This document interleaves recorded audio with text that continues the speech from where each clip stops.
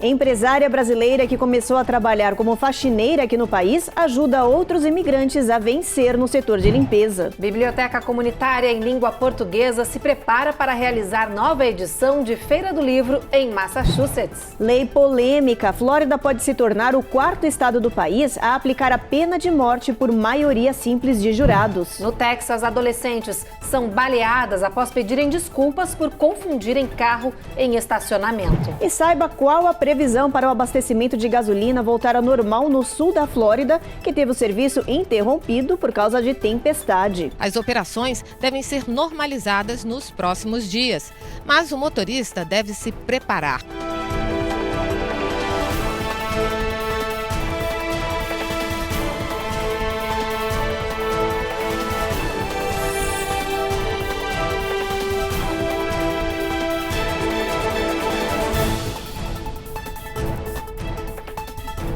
Olá, muito boa noite. Boa noite. A faxina, que é a limpeza de casas, é uma das profissões que os brasileiros mais exercem aqui nos Estados Unidos. A maioria, quando chega aqui sem falar inglês, acaba optando por essa área. Mas ao contrário do Brasil, a gente sabe que esse setor aqui no território norte-americano é bem valorizado financeiramente.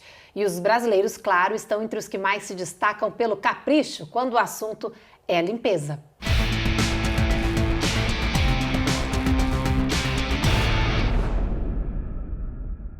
Mila Garro é um exemplo de sucesso. Ela começou a carreira jovem, aos 19 anos, e hoje, aos 36, comanda uma empresa de limpeza que fatura mais de 2 milhões de dólares por ano, com sede na Carolina do Norte e filial na Flórida. Nós podemos ser o que nós desejamos ser. Não importa se você é uma faxineira, não importa o que você faça, profissionalmente falando. De igual forma, você tem um valor e é um valor inestimável. Foi com essa mentalidade que Mila resolveu ajudar os outros brasileiros. Ela criou palestras gratuitas para mostrar que a faxina pode ser a porta de entrada para um negócio de sucesso. Deixar de ser uma dona de schedule ou uma simples faxineira para poder ter a sua própria empresa, eu falo que é o marco de uma era. Porque na minha época, o sonho era... a pessoa chega nos Estados Unidos, assim como é a minha história, você é helper de alguém por um tempo e o próximo passo é você se tornar dona do seu schedule. E essa era que eu trouxe é o próximo nível. Eu quero ser dona de uma empresa. No primeiro curso na Flórida, Mila trouxe 5 palestrantes que dominam essa área e junto com eles deu dicas de marketing pessoal, marketing digital, posicionamento de marca, finanças e inteligência emocional para transformar o pensamento das futuras empreendedoras. Foi com essa intenção que elas sofressem esse impacto durante todo o dia, para que de fato elas saíssem daqui com uma nova percepção, uma nova visão, não só do business, mas em primeiro lugar delas. Porque eu só consigo olhar para algo diferente quando eu me enxergo diferente. O curso ficou lotado e depois de uma imersão de 8 horas, a sensação foi de missão cumprida. Foi um dia incrível, com várias palestras, com palestra sobre autoconhecimento, tudo foi preparado com mínimos detalhes para que a gente possa conhecer o verdadeiro tesouro que há dentro de nós. Eu saí do evento com muito conhecimento, muito aprendizado sobre inteligência emocional e também eu tive a oportunidade de fazer muito networking com os outros participantes do evento. Foi um evento assim maravilhoso, não tenho do que...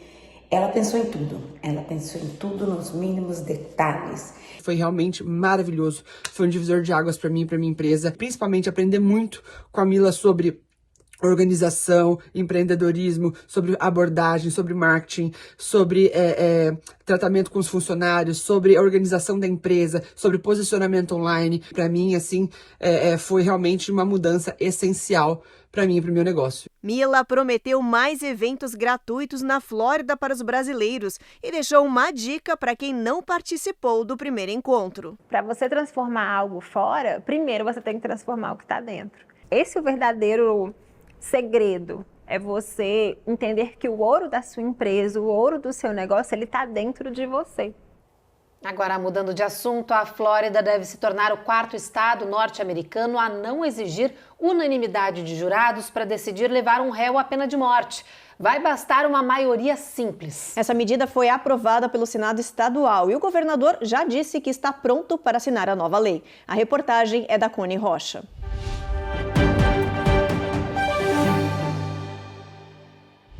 Por 80 votos a 30, o Senado da Flórida aprovou o projeto de lei que elimina a unanimidade para conseguir a aprovação da sentença de morte no estado.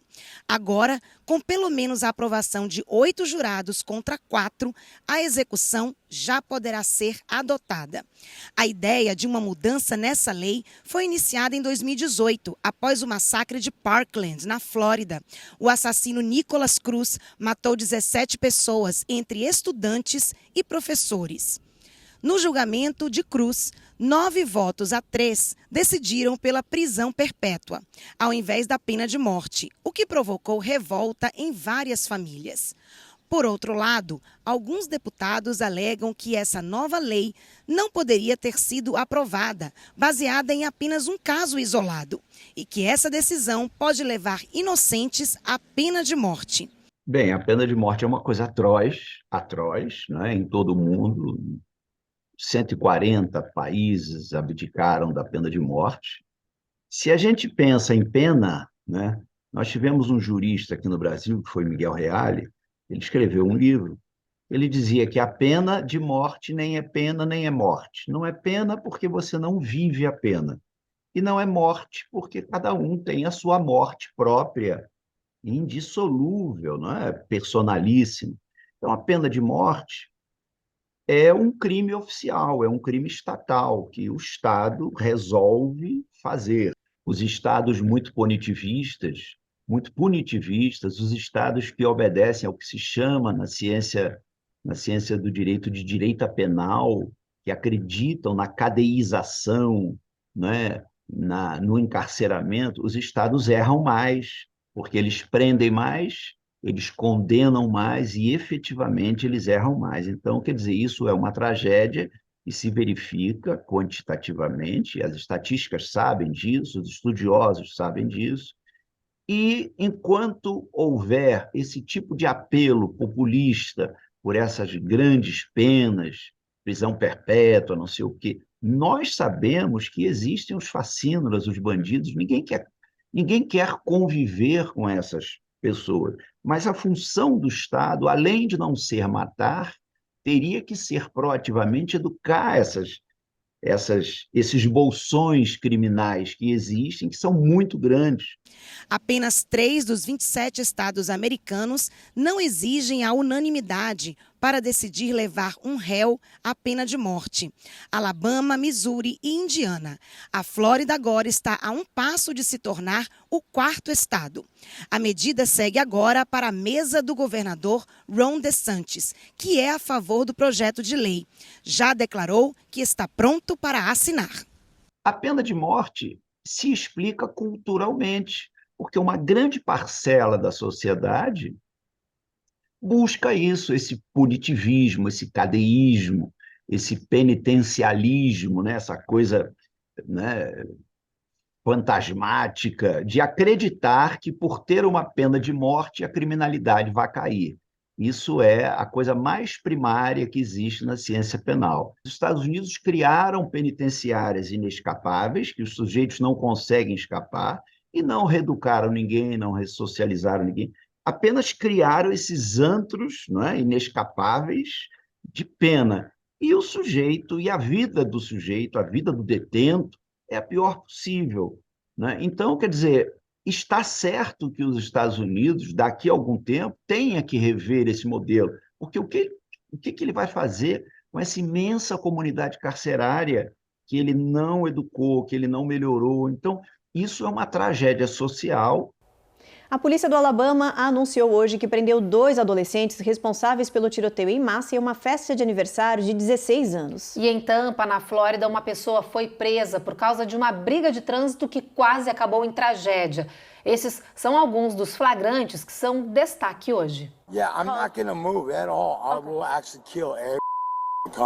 A polícia foi chamada pela loja Macy's, que reclamou sobre a presença do homem em situação de rua que se preparava para dormir na parte coberta em frente à loja que já estava fechada. A oficial se aproxima de Christopher Mercúrio, de 50 anos. Os dois discutem, ele diz que se recusa a procurar outro lugar para passar a noite. De repente, a situação fica tensa e ele parte para cima da policial. A oficial pede que ele se afaste, avisa que vai atirar e dispara contra o peito dele.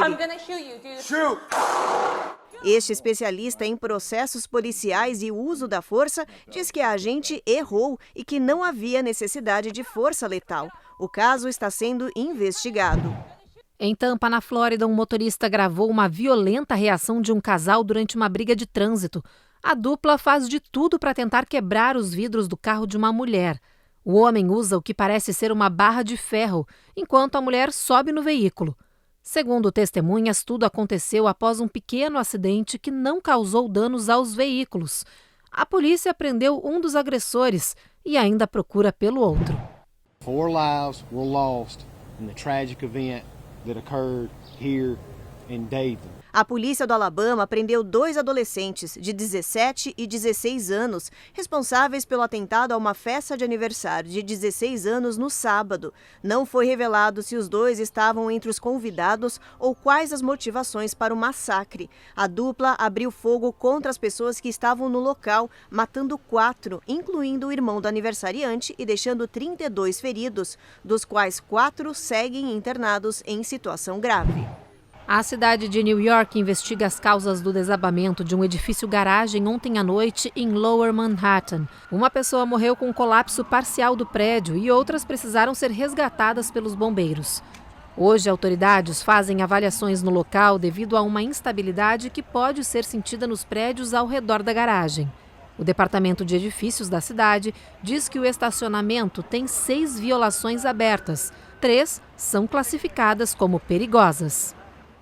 Depois do intervalo, a gente mostra o porquê de agentes do Serviço Secreto estarem segurando essa criança no quintal da Casa Branca. E a gente traz todos os detalhes da 4ª edição da Feira do Livro, a Expo Lib, que vai acontecer em Massachusetts e promete reunir a comunidade brasileira da região.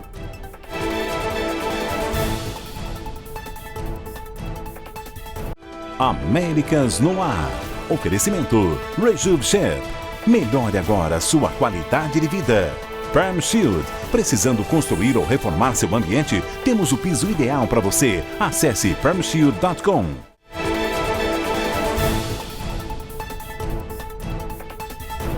Para quem gosta de uma boa leitura em português, está chegando a Expo Lib 2023. Mais de 30 escritores brasileiros vão participar dessa Feira do Livro. O evento está marcado para acontecer no dia 6 de maio em Somerville, Massachusetts. E a Giovanna Locatelli mostra pra gente que quem for até lá vai encontrar, além dos livros, muitas atividades e também recreação infantil.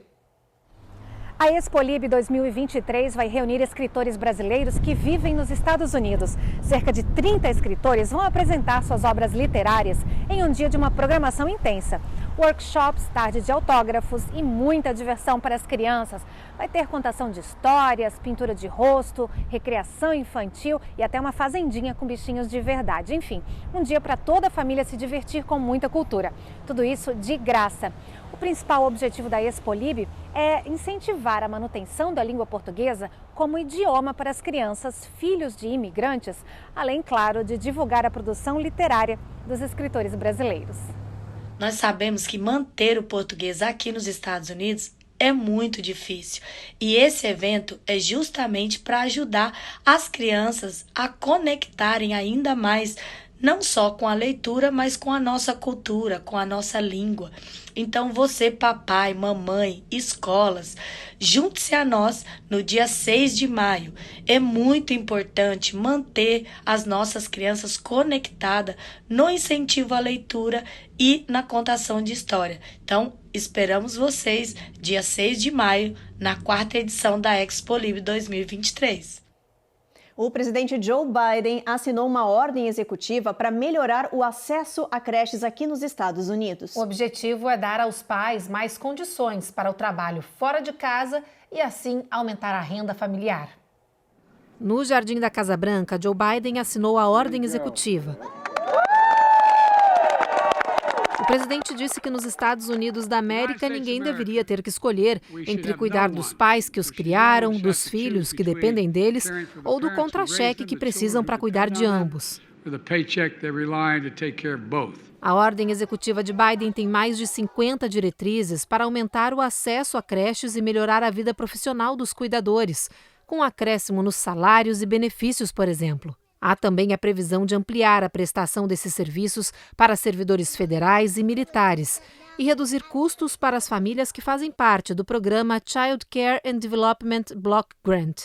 A medida será financiada com compromissos já existentes.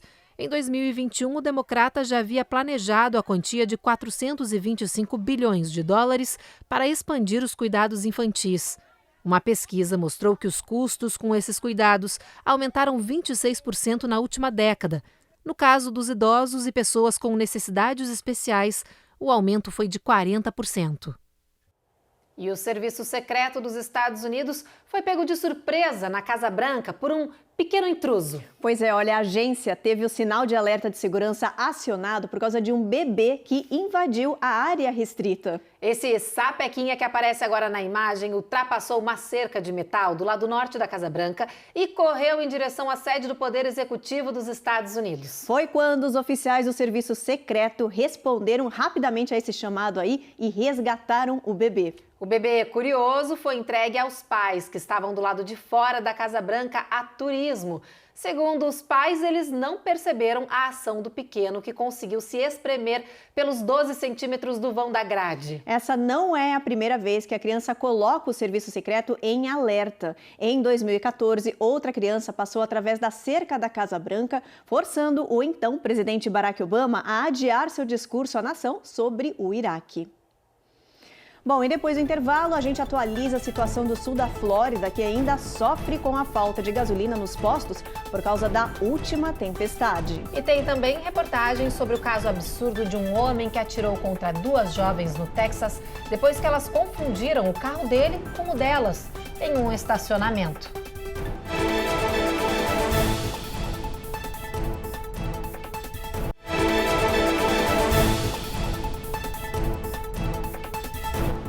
No Texas, um homem foi preso depois de atirar contra 2 adolescentes, ferindo uma delas gravemente em uma cidade perto de Austin. As 2 cheerleaders profissionais que ainda estão no high school foram baleadas depois de confundirem o carro do homem com o delas em um estacionamento. As instalações da Woodlands Elite Cheer Company atraem atletas do mundo todo. É aqui neste estúdio que trabalham as 2 jovens baleadas. Peyton Washington, de 18 anos, é considerada uma das melhores atletas do Texas na categoria. She's really a huge face in the all-star cheerleading world. Lynn, proprietária do local, diz que a jovem é mentora e modelo para muitas crianças dessa indústria tão popular nos Estados Unidos e que todos lamentam o que aconteceu. She's an amazing athlete, amazing kid. Na noite passada, Peyton e essas 3 outras amigas, também atletas da área de Austin, no Texas, saíram de uma reunião quando, neste estacionamento, se confundiram de carro. Peyton chegou a tocar a maçaneta de um veículo parecido com o seu, mas ao ver que havia um homem dentro, se assustou. Riu do engano e pediu desculpas. Mas o cara saiu, foi atrás dela. Ela se desculpou, disse que pensou ser seu veículo e viu que o homem estava armado, conta a chefe das meninas. A polícia prendeu Pedro Rodrigues Júnior, de 25 anos. Agora ele é acusado de conduta mortal enquanto a investigação continua. Peyton segue internada em um hospital da região e uma vaquinha online pede ajuda para os custos médicos. Ainda não se sabe se ela vai voltar a competir. Até hoje, a jovem realizou todas suas conquistas atléticas apenas com um pulmão. A família não revelou a extensão dos ferimentos pelo ataque de ontem. Peyton havia acabado de conseguir uma bolsa de estudos na Baylor University e se preparava para uma importante competição. No sul da Flórida está faltando gasolina. Um grande número de postos está fechado por falta do combustível. E quem está sofrendo com isso, claro, são os motoristas que não conseguem abastecer. O motivo dessa crise é a forte chuva que atingiu a região de Fort Lauderdale e interrompeu o abastecimento no estado. A Carla Marinho tem os detalhes. Filas gigantes e falta de combustível nos postos de gasolina. Nos últimos dias, essa cena virou rotina no sul da Flórida. Mas a AAA, Associação Automobilística Americana, diz que não há motivo para pânico. 40% do abastecimento no sul do estado foi afetado por causa das intensas chuvas que atingiram Fort Lauderdale na semana passada. As operações devem ser normalizadas nos próximos dias. Mas o motorista deve se preparar. Os preços da gasolina vão disparar em todo o país. E o motivo é que a OPEP, Organização de Países Produtores de Petróleo, anunciou um corte na produção de mais de 1 milhão de barris por dia.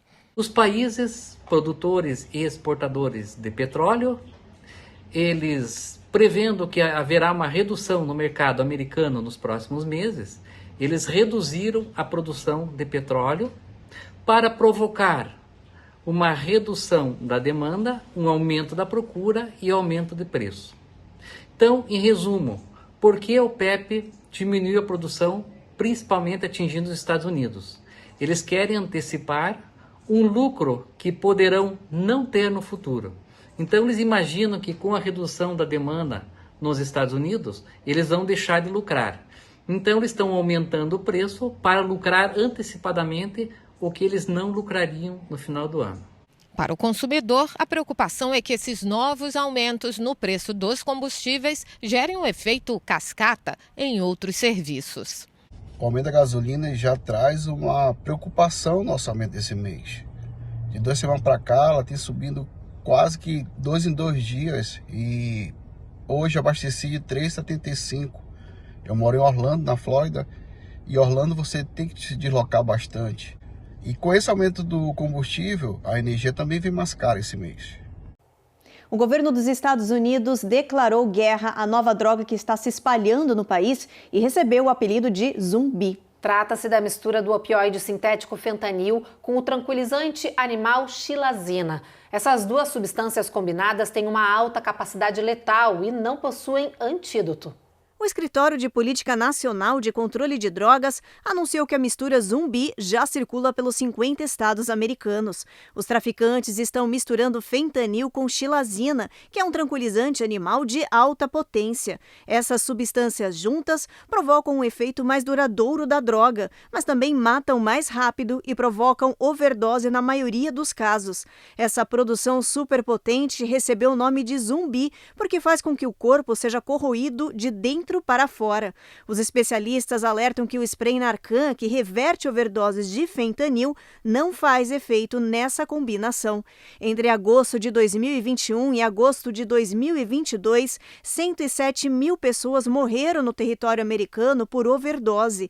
66% dos casos estão relacionados à droga sintética fentanil e parte disso a mistura com xilazina.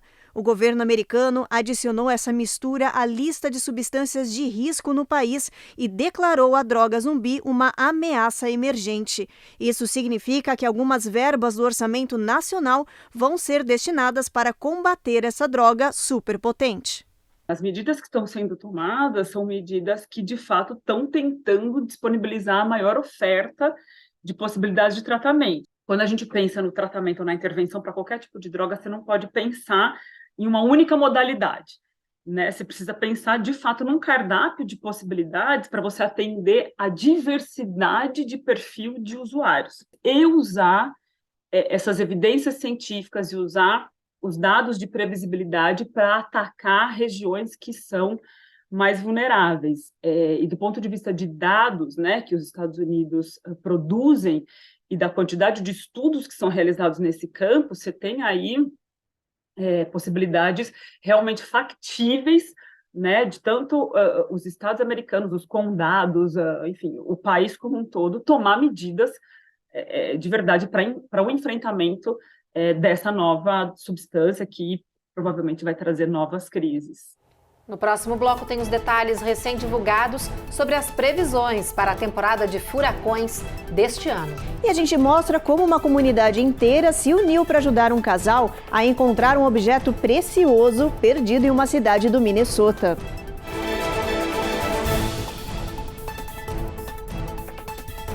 Américas no Ar. Oferecimento Rejuve Chef. Melhore agora sua qualidade de vida. Perm Shield. Precisando construir ou reformar seu ambiente? Temos o piso ideal para você. Acesse permshield.com.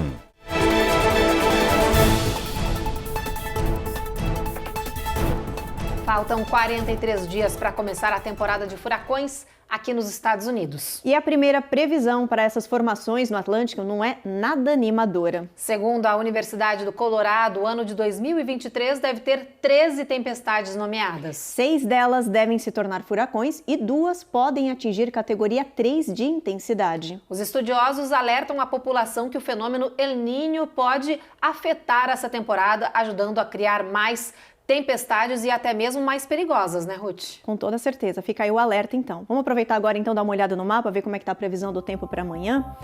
Olha, Boston, tempo encoberto, sol entre nuvens, mínima é de 46. O Washington já tem sol forte, bastante calor, viu? Máxima de 86 graus. Charlotte, a mesma coisa, temperatura de 86. Atlanta segue com sol forte, mínima de 58, máxima de 84. Já na Flórida, chuva em Miami, mínima de 72. Tempo encoberto também em New Orleans e chuva em Houston com mínima de 69, Evelyn. Seguindo pelo Texas, olha só, San Antônio bem atípico, bastante trovoada prevista para amanhã, mínima de 67. Já em El Paso, bastante sol e calor, gente, máxima batendo 82.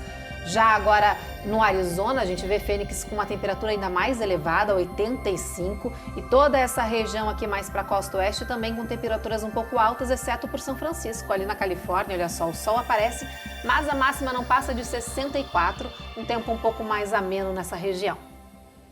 E olha, para encerrar o jornal, que tal uma história inspiradora que mais parece um conto de fadas? Uma comunidade se uniu em Minnesota para encontrar um símbolo para lá de afetivo. Um anel de casamento. Olha, isso aconteceu na pequena cidade de Anoka e claro que virou um acontecimento inédito no local. Todo mundo participou da caçada desse anel. Você quer saber se o final dessa história foi felizes para sempre? Então, dá uma olhada na reportagem.